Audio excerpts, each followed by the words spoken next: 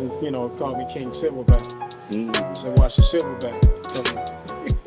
You know, let's get right into it, kind of thing. One of the reasons why, you know, we wanted to end this off with this bang or whatever, quote unquote, is we have a very, very decorated legend right here amongst these walls, and that's Mr. Bell. I'll kind of like put a long list of all of everything that he's done and whatnot, like right here, because it is a long list. It'll probably take like 15 minutes of the podcast if we go through everything. So, first and foremost, how you doing today, Mr. Bell? I'm doing great. You know? Tell me a little bit about how your lifting journey started. I started training in middle school for sports. And then we got a coach with some experience in competing. And then I started training for competition. Started off first weightlifting, and then eventually turned into powerlifting. Did you ever dabble back into weightlifting? Only high school. I did it for 3 years. I was a junior Olympic champion in the junior division and the open division. Okay. And I won 2 state titles in high school. How well did those principles translate from weightlifting to powerlifting? It was a good transition. Each one you train different pathways. So at that time, it built upon each other. So I had a pretty good foundation. Right on. What was significant about powerlifting that made you choose powerlifting over weightlifting? Once I went off to college, there was nowhere to do Olympic lifting. Okay. Gotcha. So that was the deciding factor. Well, now it's like kind of the opposite now. They're like weightlifting is like very available, readily available. Yeah. You know, Everywhere. I think it's grown quite a bit. I mean, Due to CrossFit. Yeah, it's a good graduation That as from well. CrossFit. Yeah. You know, so who has served as an inspiration to your powerlifting journey? My high school coach, Gary Sanders, he introduced me to powerlifting and weightlifting and bodybuilding, and he took me to my first powerlifting show. So he was instrumental in the development of my training philosophy and how to get around to the different meets and figure things out. do you remember much about that first meet? Where was it? What was that like? Oh, my first meet, Yeah. Olympic lifting, it was in Vero Beach, Florida. Well, Okay. Yeah, I remember like it was yesterday. Really? Yeah. It was myself, my 2 brothers, and 2 guys from my neighborhood. Is that where you're from originally? Florida? Yeah. Really? I did not know. Florida man. I did not know that. Florida man. Florida man. Grew up in Bartow, Florida. Okay. Mm-hmm. And I will not ask how long ago that was. Not joking. So I that's graduated in 1975. wow. Yeah. That's so. Since that time, powerlifting specifically to today, how do you feel the sport has evolved? Like pros of it, cons of it, everything in between. Well, the demographics of different people coming into sports, that increased, especially women, special minorities. And then you had to branch off of different federations. So it's evolved. And some of it's good, some of it's bad. Mm-hmm. Yeah. When you say expanded into like different demographics, were there still women competing like back then? When I started my first meet, I saw no women competing. None. No, 1974. There's no Wow. women. Wow. Yeah. When did that become a thing? I think around 77, maybe 78 for me. Yeah. Me seeing. To your knowledge. Yeah. Gotcha. Yeah, because they were probably there, but it's so small of a community, you know, spread out kind of thing. Because I think the first IPF World Championship for women was like 1981. Wow. Yeah. 81. Mm-hmm. So it wasn't even really much of a thing. Um, Maybe at like national level within individual country federations and stuff like that. But you're saying at the IPF level, it wasn't until 81. Yeah. Okay. Mm-hmm. Nice.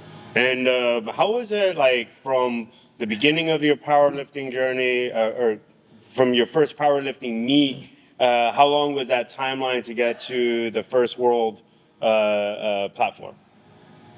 Okay, that'll be from 74 when I started, and then I won my first world title in 1984.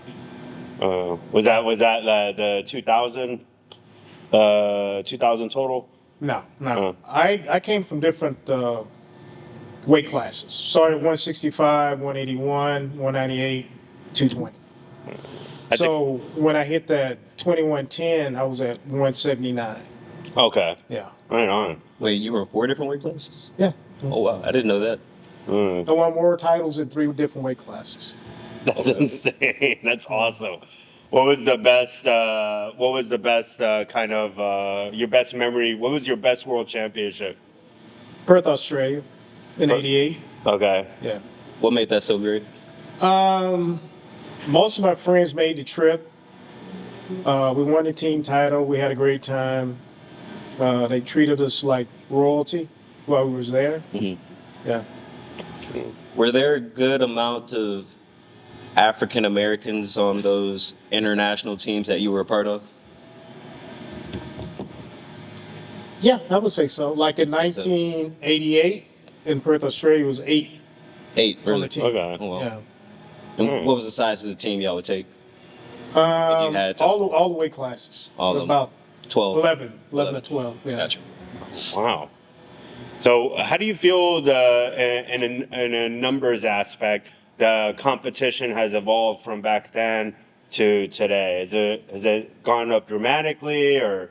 Only thing you have to do is look at the numbers. Yeah, They're about the same. about the same. Yeah, because when the sport started in the 70s and 80s, it was basically raw. Mhm. The gear that they had was, you didn't get much out of it. Okay. Yeah, so basically the raw stuff they have now, like the singlet, Mhm. is probably better than the suits we had back in the 80s. Oh wow. Yeah. Okay. The knee wraps was next to non-existent. You The got ace better band. support. The ace man, because we've been seeing that a lot in the research process of this whole Mm-hmm. project, where they'll like say ace bandage, and I asked Davey, I mean, it's like No, it was like literally like like the rap, the ace ace bandage rap. bandage Yeah. rap. The technology of the knee wraps didn't evolve until like 90s. the end, right when the 90s hit. Yeah. Yeah. Mm-hmm. And the leading company for that was like Titan. Titan, Yeah. Titan and Inzer. Inzer. Yeah. How much you think you could have squatted if you had, those thick Yeah. knee sleeves they got now that are like, you could put a whole like 20-kilo plate on it? You seen those that Yeah. them guys struggle getting off? To be honest with you, I did a 523 raw bench press at 181, and I squatted in the high sevens raw. So 2050, 2021 at 181. It's insane. Yeah. That is insane. Yeah. So what was your favorite lift? I was bench press weenie. I just love bench press, incline press. Oh, I had an incline press when I weighed in the 180s. I could do 400 for sets of 5. Yeah. that's amazing. I always wondered, how'd you get your nickname? When did that become about? What's that? Which one? The Silverback. Oh, when I was in the military. Oh, yeah? Yeah, so my staff I had, they would make fun of me and call me King Silverback. They said, watch the Silverback because he's silent. Were there a lot of y'all from the military that were part of like powerlifting? Oh yeah, from 81 to 1991, we had all Air Force championships and all Armed Forces championships. Mm-hmm. So we won the national title for like 10 years straight. That's insane. Yeah, yeah. Did y'all have many civilians on those national teams? No, it's all military. Really? Yeah, Air Force, Marine Corps, Army, Navy, Okay. a couple of Coast Guard guys came. It's quite interesting. So how prominent was powerlifting within the military? Because when I was in, I didn't get my taste of like powerlifting until I hit 24 when I went to Metroflex Long Beach for the first time. How was it back then? Like, was it like you go into the gym and they have like powerlifting available kind of thing, or like what was that kind of introduction? It was a niche sport. If you Okay. had somebody with some expertise, like when I came to Base X, I started a club. Okay. Yeah. That's usually how it starts. Somebody with some expertise start a club. Okay. I'm Yeah. sorry, I'm a civilian. What is base? Any base. Yeah. Oh, Any base that you go to. It's all good. Yeah, I mean, kind of like how what Wes did with UTSA. okay. Right? Yeah, just Gotcha. going in there, starting it, and then growing it, and then Yeah. nurturing it. Yeah. Because I was like, when you're saying the military national championships and all that, I was just like, man, what did I miss something when I was in? I was like, I didn't even see that, or maybe I was like so oblivious in what I was doing where I just didn't recognize it for what it was, kind of thing. Because it probably most likely exists. We have a few people that are more current military, or that come in here. There's a good chunk of people that are military that come here just because we live in a military city. Yeah. But yeah, what are some challenges or maybe adversity that you've had to overcome within your lifting career? Frequent rotations. So I usually stayed at a base 3 years, 4 years. The long hours. That was kind of challenging. But I had access to facilities on base and off base. So if I wanted to train at 2 o'clock in the morning, I could make that happen. Gotcha. Yeah. So how long did you serve for in entirety? I was in the Air Force for 22 years. Wow, thank you for your service. Thank you. I mean, after 4, I was just like, I'm out. Next chapter. But no, that's so people don't really realize how hard it is to get to that benchmark of even 20 years within the military. A lot of times the military doesn't even want you to get to 20 years, within it. So I that's spent amazing. more than half of my military career overseas. Really? Yeah. Wow. What parts? I was stationed in Korea. I was stationed in the Netherlands, Germany, and Turkey. And you were lifting, I'm assuming, all throughout those places. So Yeah, I was lived long enough in the Netherlands to be Dutch bench press national champion, and the same in Germany. Yeah. and then when you were training, when you were training, that was again right on the military bases. Did you go outside of the military bases at all to train? Yeah. I trained with the Dutch national team for like 3-4 years, and I trained with a German team that was based in the Black Forest in Germany. So I would travel down there every couple of weeks and train with those guys. So how were those communities, and was there training styles? I mean, it's squat, bench, deadlift, but was there any difference between one country to another country within training styles? Most of the training is universal. Okay. Yeah, Like accessories or things like that, like everything's universal. There's no magic bullet. yeah. Yeah. Yeah, then there's like some like styles they'll do like chains and bands and all that, and then some people or be But straight you have to compound. think about it this way. What do you do on the platform? You Yeah. just change the bands? No, yeah, Okay. yeah. I'm curious because like I've seen lifters from different countries train, and I wasn't a part of those times back then in the 70s and 80s and whatnot, but you can see the style of training now, and I'm very curious to know like how that differs from training in those times, because everything now is very hyper specific. It's It's squat, bench, deadlift. This is the difference. Even when I was in high school, the same thing I did in high school, the same thing these guys doing now. It's not no great invention. Yeah. Like a lot of these Everyone thinks they're a coaches- mega mind now. everybody think they're inventing something. Yeah. But that's not the case. It's been around for years. Yeah. 60s, 70s. Yeah. Where do you feel the sport needs to get into the next level where it becomes like a ESPN-esque, kind of like event, where It's already been there. well, no, I mean, I've seen it in like different federations, but like the attention in it, or like, how do I word it? Like,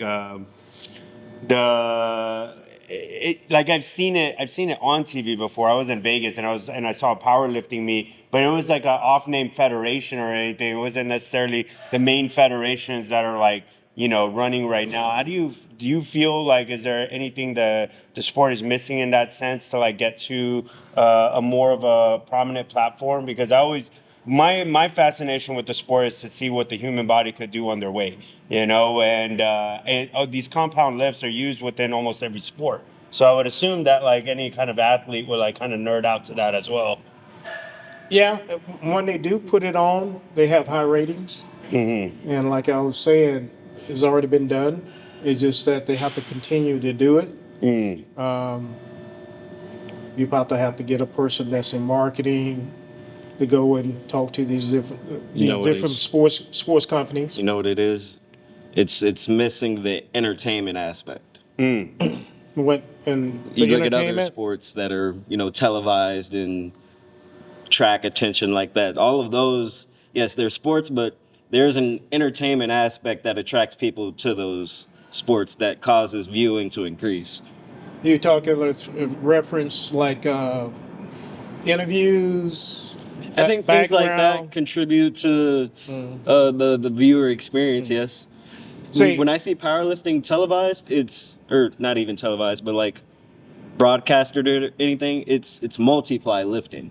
It's not really single ply or raw, and I think it's multiply just because the level of weight that they're lifting. Even though, I mean, it may or may not be impressive to some people, but I think it increases that entertainment aspect that people look for.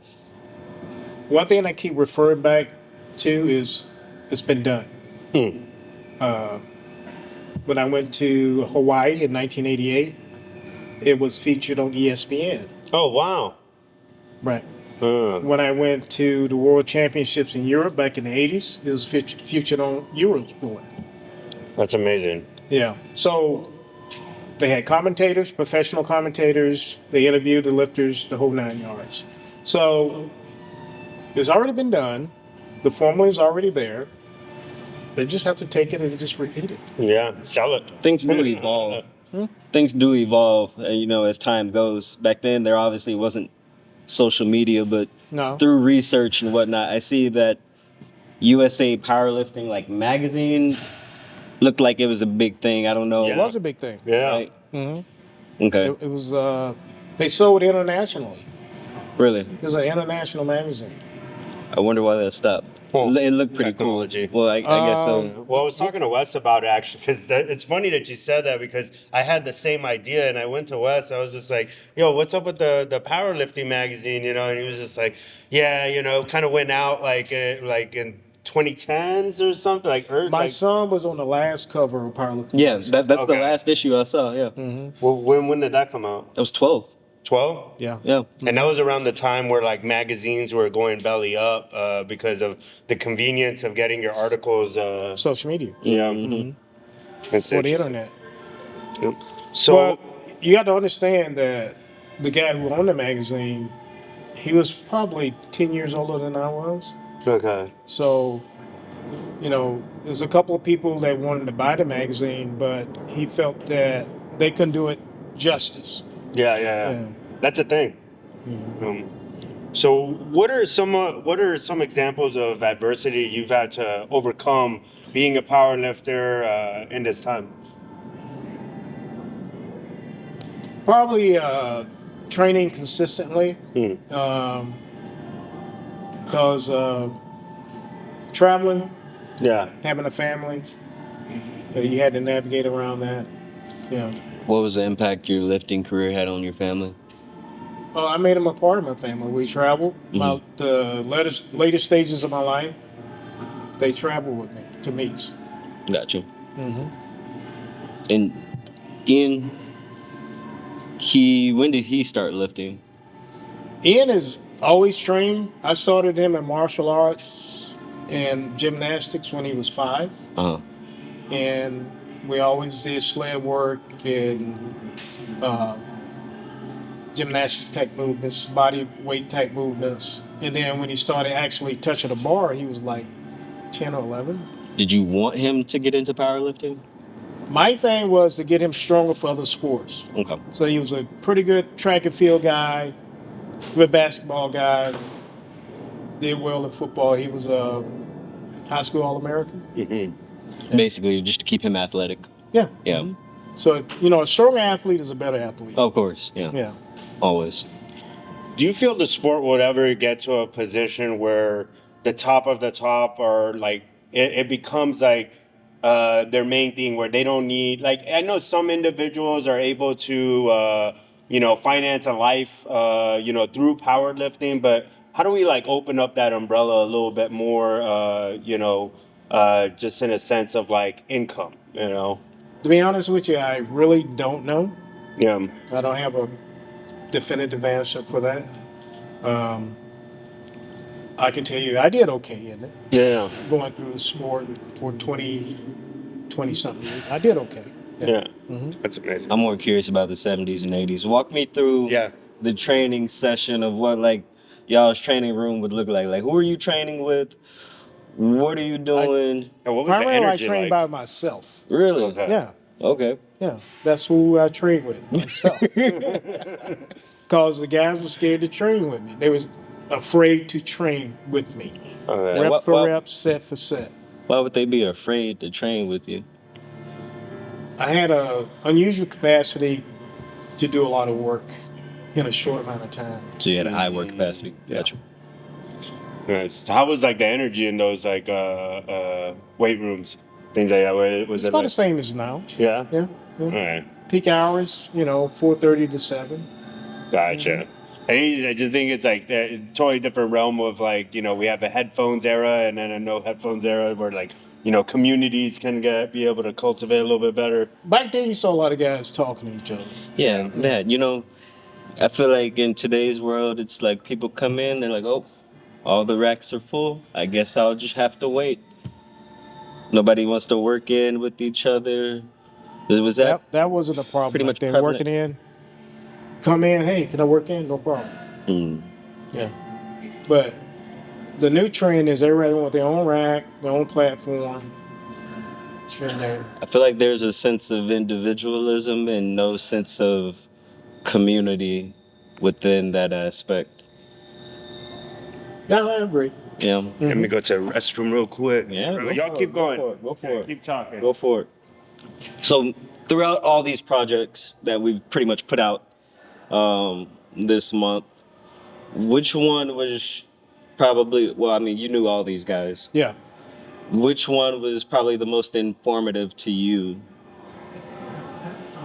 Actually, I knew all these guys' history. Yeah. Um, How do we do? You If did you great. had the greatest. well, A plus. Serious. yeah. Yeah. Nice. Yeah. That's why you're probably getting some calls from some people about being featured. But good. I y'all, mean, y'all did some high-profile lifters. I appreciate your help Yeah. with the process and everything. Could you tell me, being that we're in February and about to wrap all this up and whatnot, what does Black History Month mean to you? It's Black History Month is a legacy of a group of people that struggled, prevailed, and made things happen for others and themselves. I would agree. Yeah. I would agree. How do you think that we can continue to celebrate, not only celebrate, but encourage others to join us within this journey as well? Because I do think that more and more people are beginning to celebrate Black history, not only for the pitfalls of history, but also other historically Black holidays as well, like Juneteenth. Juneteenth wasn't as prominent and celebrated as it is in today's world. Yeah. I remember when I first heard about it. I read about it in college, and I went to my first Juneteenth celebration when I was in the military. You're not even from Texas, so like, No. when did you learn about that? Because it was primarily just a Texas thing before it spread out across I was the in nation. the Netherlands. Netherlands. The Masons put it on. Really? Yeah. Yeah.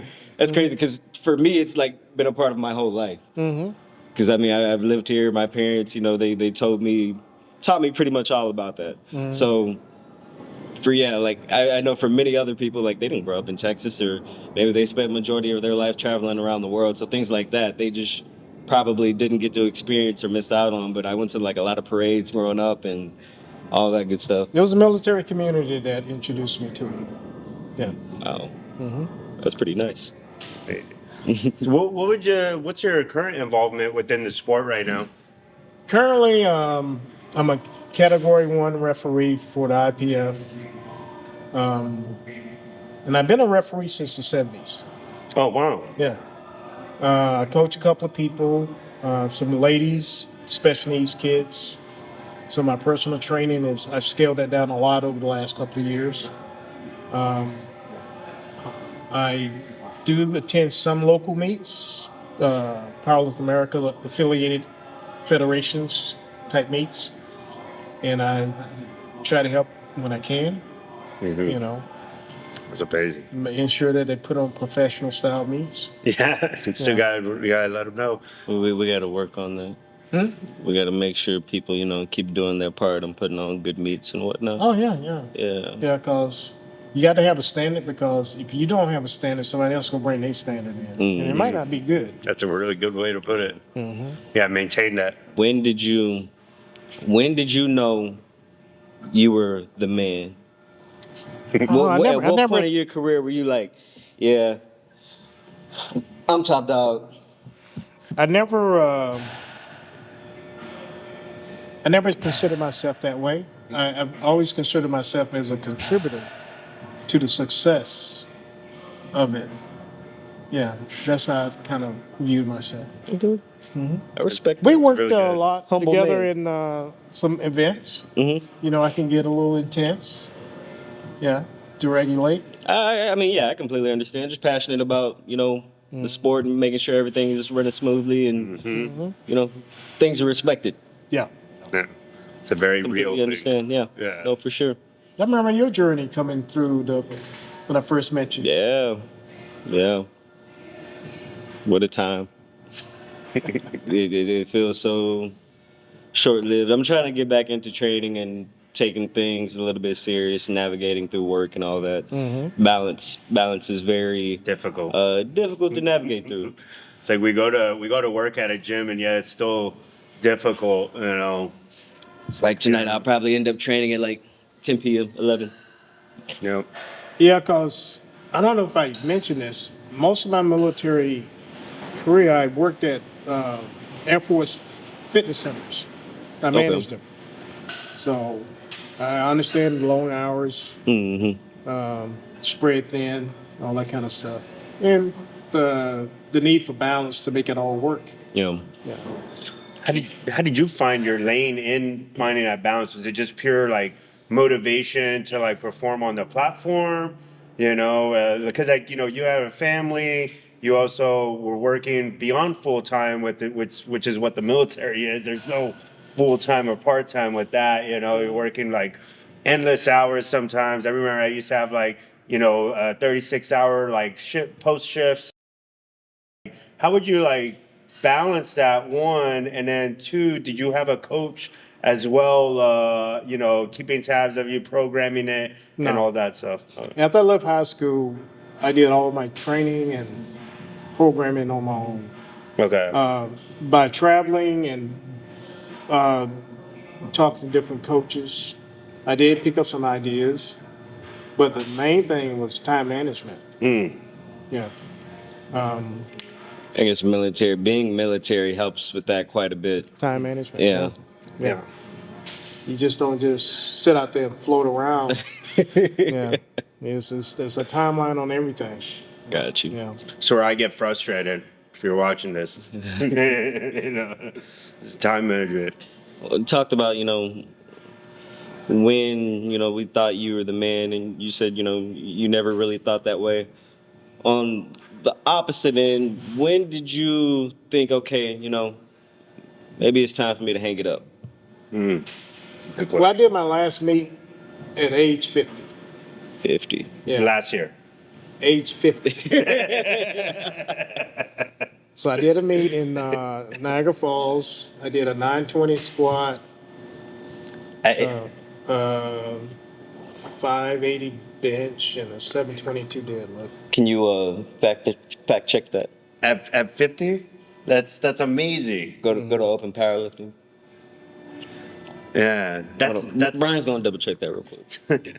that's just incredible. Really? Say that again. You squatted what? 920, What weight class did you compete at the? 220. Really? I weighed in about 212, 213 after breakfast. Okay. Yeah. So now, like in with your training, like how have you felt your strength maintained? Was there any like kind of long lasting kind of like not injuries, but like like there's been a lot of like wear and tear in a sense. Like how have you been able to age like wine so well? It's the black. Well, the wellness factors, you kind of get involved in that and make sure that they're up to par. I've had some injuries, but nothing powerlifting related. Really? Yeah, it was all job related or car accidents. Huh. Yeah. Nothing major. Oh yeah, that's major stuff. No. Anything sidelining your Yeah. career? 1984, I got hit by a car as I was walking on the sidewalk. Oh wow. Yeah. And what happened there? It bruised my hip. I had a couple of hairline fractures. Fractured one elbow, bruised the other one pretty bad. Yeah. Was the car okay? Yeah, it was okay. It was one of those old school 1970 station wagons. Oh wow. Old school, big tank. Yeah. Everything was metal back then too. Yeah, That must have hurt. Everything was metal and like 6 miles a gallon. But so after that, would you say that was like the one that was the most significant that took you away from the platform and training? Yeah. It changed. It caused me to go up a weight class. Okay. Yeah. And then how long was that recovery to the platform again? I recovered just good enough to compete again. Okay. Yeah. And that was like a year or? 6 months, 7 Really? months. Yeah. Mm. But the after effects of that getting hit, it had lingering effects. Yeah. It really affected my deadlift. Okay. Because of the hip. Yeah. Yeah. Because I was pulling in the mid sevens at 170, on a regular basis. And for a while, my deadlift went down, had to heal up. Yeah. So what would you what would you say has been like outside of the platform? What has been one of the best like highlights of I know you said that one Worlds meet that was specifically I said like which one was your favorite Worlds competition, but what would you say has been your favorite memory within the sport itself? Seeing my son compete, on the platform. I can only imagine. Yeah, I remember taking him to the Junior Olympics. First time he did well. He was happy. And I think he was like 12, 11. And he's This is such a long list. Dad, I want to compete in powerlifting. I said, okay, we'll see. Just nurture that. Yeah.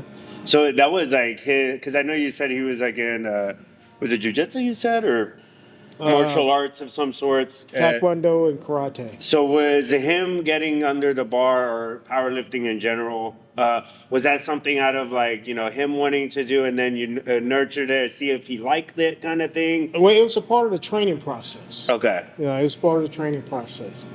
So when he decided to do powerlifting, he was already proficient. Yeah, one of the best, which also goes back, circulates back to like my kind of like, being like kind of like shocked with how the sport is how the sport is used in so many different sports. How the movements are, how the principles are used in so many different sports, being squat, bench, deadlift, and it's kind of like lack of attention almost. And I don't mean to cut you off. No, you're fine. How do you hit your second highest total at age 50? Knowing how to train.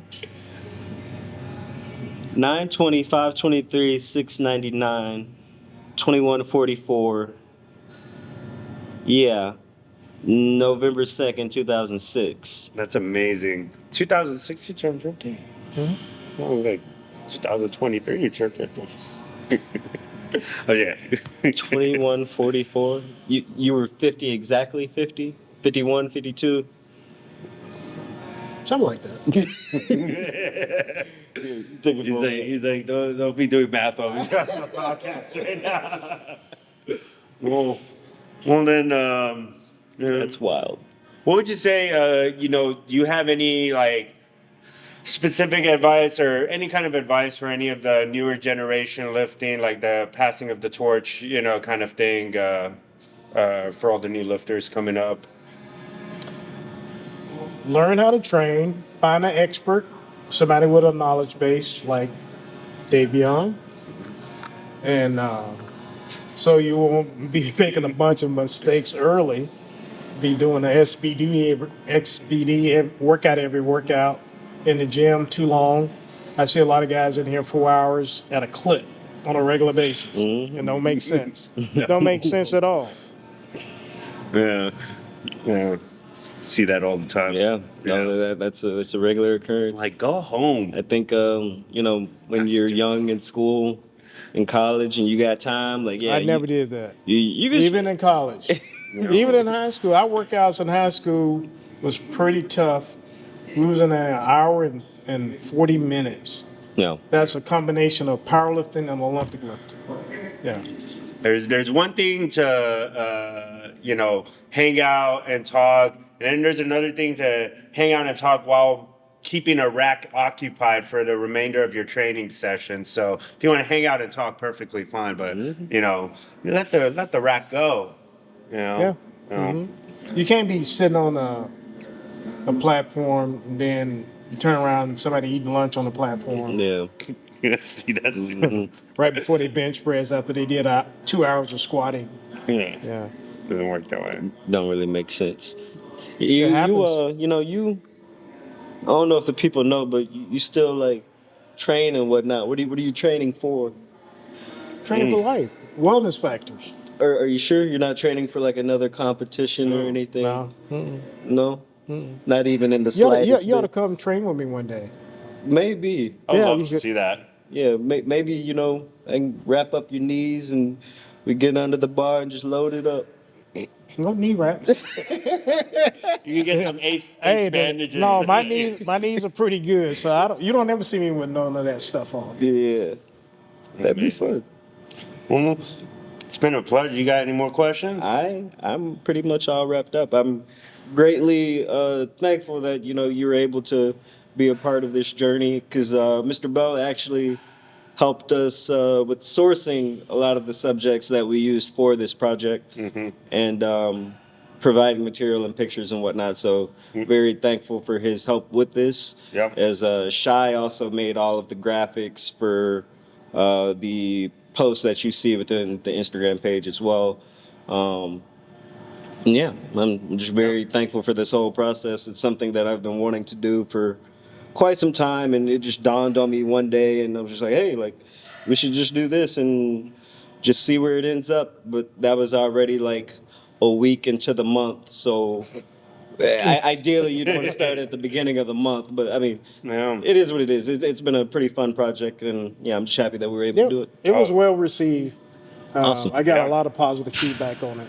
It's great to hear. I really enjoyed just learning so much of the history, and all these lifters that have just dominated the platform within their era, and like, was it Lamar Gant with the scoliosis? That just like blows my mind. His numbers and what the variables that he was like performing under. Okay, there you go. Not only that, even Mark Henry was a little bit of a newer lifter comparatively speaking to a lot of the other lifters that we had. But what he was able to do with the baseline of powerlifting and grow from it, it was just incredible. It just shows like how much the sport can serve as a great foundation for something greater, and it's also, and I'm gonna be eating my words on this, but shouldn't be something that debilitating for you to like train and come in and train and perform on the platform because. And that Lamar, kind of his story kind of blew my mind. And if you didn't see it, go down on the feed and check out the Black History Month project. We had so much fun doing it, and it did kind of like occupy a lot of our time because the more we got into it, the more we realized, we have a responsibility to showcase these athletes properly. And most kids don't know the history of the sport. They think the sport started when they came into the sport. Yeah. Sport's been around for about 50-something years. That's a good way to put it. Yeah. They don't know the guys that was lifting numbers back in the 70s, 80s. Yeah. It's as good as what they're doing now. Mm-hmm. Yeah. I mean, even more impressive just because the equipment was nowhere near what it is today. No. Yeah. That's incredible. Well, thank you so much, Mr. Bell. And we're gonna kick off this podcast series. Hopefully, we could do 2 a month, or even 1 a month would be 2 a month. 1 a month. Okay, 1 a month. Yeah, we need more help, So I think I'm really grateful for Brian. Come over here, Brian. Shout out, Brian. Yeah, thank you so much, Brian. He was been over here running around the cameras and stuff. You could wave and stuff, All right, we're done, Brian. Brian's competing this weekend, actually. Right, you're competing this weekend? Right? Oh, yeah. That's Yeah. here? He's competing the Texas Strength Classic this weekend. Your day First meet? Yeah, here on Sunday. Yeah. First meet? Yes. Do you have any advice for Brian as he goes into his first meet? Not bomb out, obviously. Talk to Davion. No, that's his thing. Don't bomb out. Just don't bomb. Yeah. We're gonna open up so late that you can't even think about bombing. Yeah. But Yeah. pleasure having you. Thanks. Thanks. Thank you so much for your time, Mr. Bell. We All right. appreciate it. And we couldn't be more grateful to have someone of your status to kick this off. Have a wonderful day, TSSSATX. Like and subscribe to our YouTube channel and make sure you're following all of our Instagrams. We're done here.